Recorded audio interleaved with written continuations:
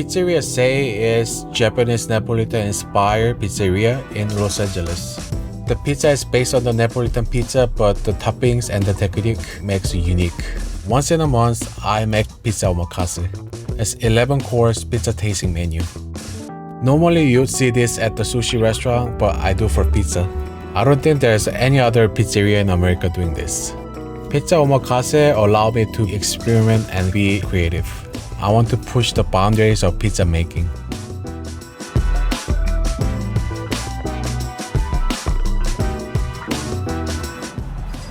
Hi guys, my name is William, chef and owner of Pizzeria Sei.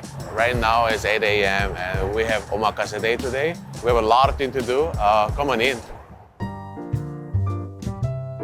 As you can see, it's a very small space. It's only 18 seats because we want to keep the quality consistent. First thing I have to do today is make a sourdough. Our omakase day is very different because we actually have 9 pizza and then we have to prepare about 5 different doughs. So I use everything sourdough based on the fried stuff. They fry in the fryer and then gives the dough a little more flavor than yeast-based dough. The starter has a pleasant smell, not too overly sour. It's only 3 years old. People talk about like 300 years old, but like usually when you bring the starter to the certain area, the local bacteria take over. So it doesn't really make a huge difference, 300 years or 3 years old. I'm mixing the flour and water and then starter just to make it shaggy dough. Then we're gonna keep this wrapped and covered. We're gonna ferment this at a certain temperature at certain hours just to make it really digestible. Now we're done with the sourdough starter. We have to lit up the fire on the pizza oven. Let's go. Here's our beautiful oven from Italy. The pizza oven is on all night, just covered. Every day in the morning, I just come and then just take out the dead ashes and then fire up with the new wood and gas actually. I use almond wood because it's very common in Southern California. We're gonna heat up the oven with the gas together with the wood and then turn off when it's ready. And then on the service, we only use the wood. I think wood gives something very characteristic, just like gives an extra radiation heat that cooks the pizza better. A lot of Neapolitan pizza places, they go up to 900 to 1000, but I like my crust a little bit crispier and then dry in the oven a little bit longer than traditional Neapolitan. So we keep it at 800, 850 max. My pizza is inspired from Japanese Neapolitan. This style comes from Serinkan owner Susumu Kakinuma-san. He was trying to learn the pizza, but nobody taught him on the Naples. He learned by himself and developed his own style. So I started on that take and then improve every day to make sure I'm developing my own style, which is more airy and light dough compared to like more like a crispy chewy dough. While oven is heating up, I'm gonna check up the cheese. Today, we got delivered fresh cheese from the Caserta called El Caseificio Casolare. I actually went there last year and then met the owner. Their buffalo is really happy. They're getting massaged in the farm, and then the way they process it make it really special product. We use this on the Margherita Special, which has tomato, basil, and this amazing cheese. Whenever I get the fresh one, I have to check because when you move the stuff from the airplane, because of the osmosis on the height, the flavor draws out to the whey. So I have to make sure how many hours I'm gonna drain this because whey is actually flavored here. If I drain too much, the cheese can be quite bland. If I drain the right amount, the flavor is amazing. We can see the cheese is inside, has a quiet water. This cheese look like we can drain about 4 hours and then start using it. Because they're handmade, sometimes it comes a little undersalted, then I'll salt the pizza itself a little more. Okay, now we cut everything. We're gonna drain these guys a couple hours in the fridge. I'm gonna have a meeting with my chefs to discuss the omakase preps.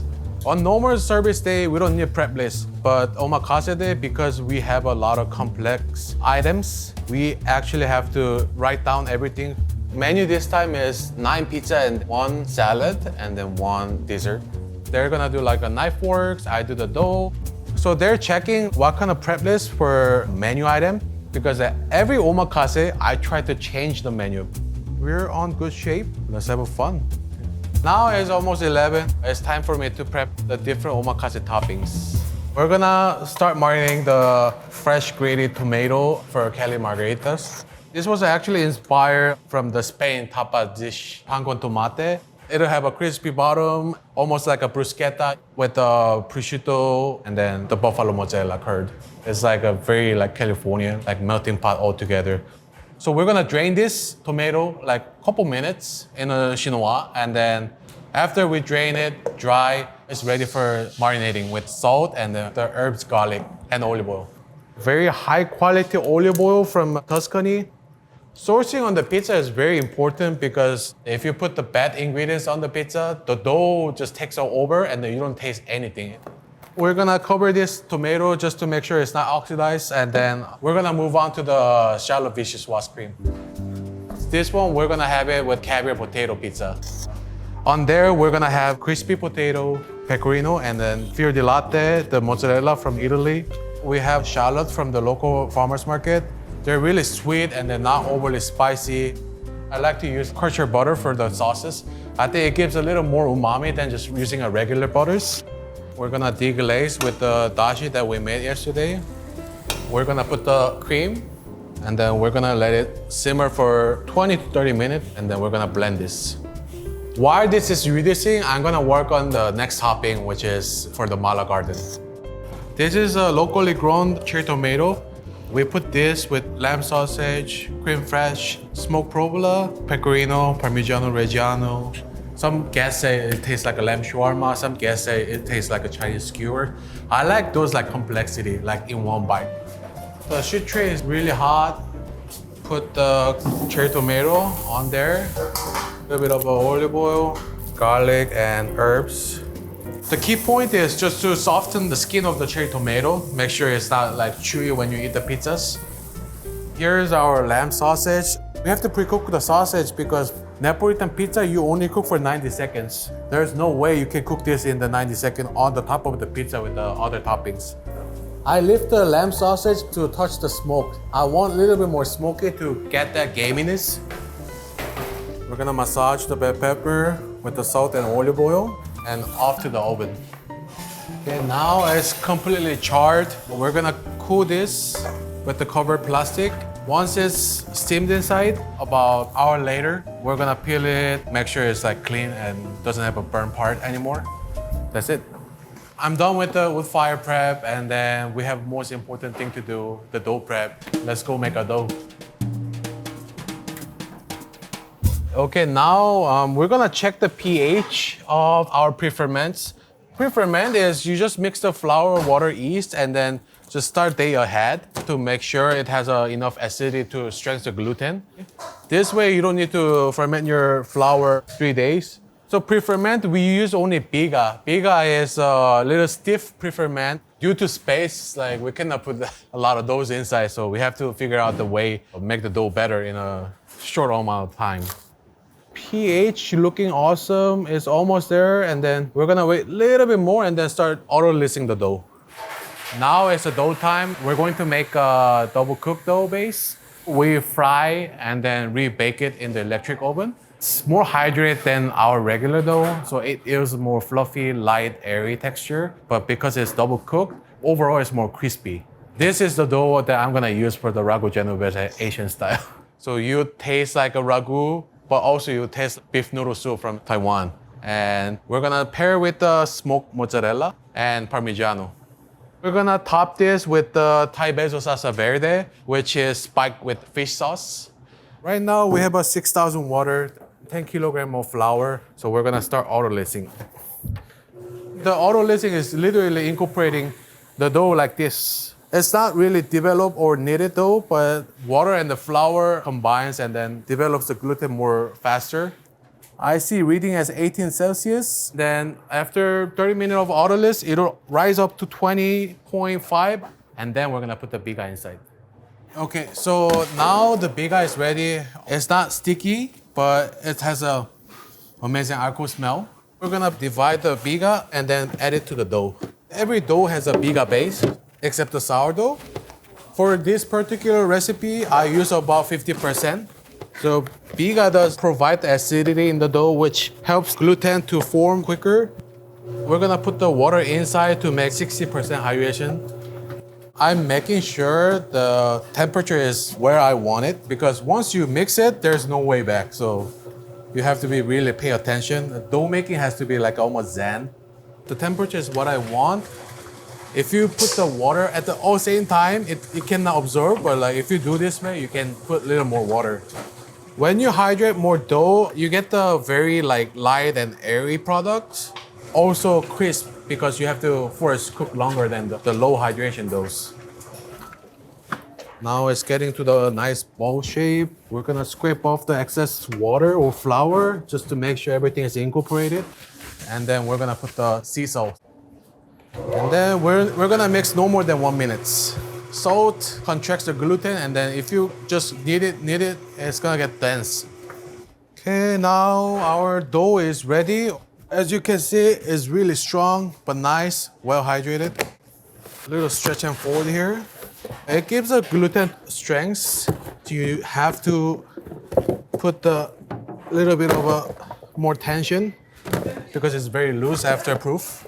It's very light dough. So the good gluten structure is that you can stretch out the dough without ripping. You can go like paper thin. There's 6 more dough that I'm gonna make. Let's go. When I was young, I wanted to be a sushi chef.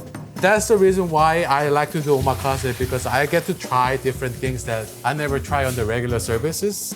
It's really joy to learn something new, and I love learning. It's 3:30, it's close to the opening. I need to check a lot of things before, so let's check all together. Every day, basil tastes different, dough tastes different, tomato sauce different. Pepper is a little bit salty side today. I'm gonna rinse out a little bit and then just make sure the pizza is balanced. This is my final routine before we open. We're gonna make a pizza that is very simple. I eat pizza every single day, especially omakase day, because I have to figure out what is wrong, what is not right. So I'm gonna stretch the pizzas.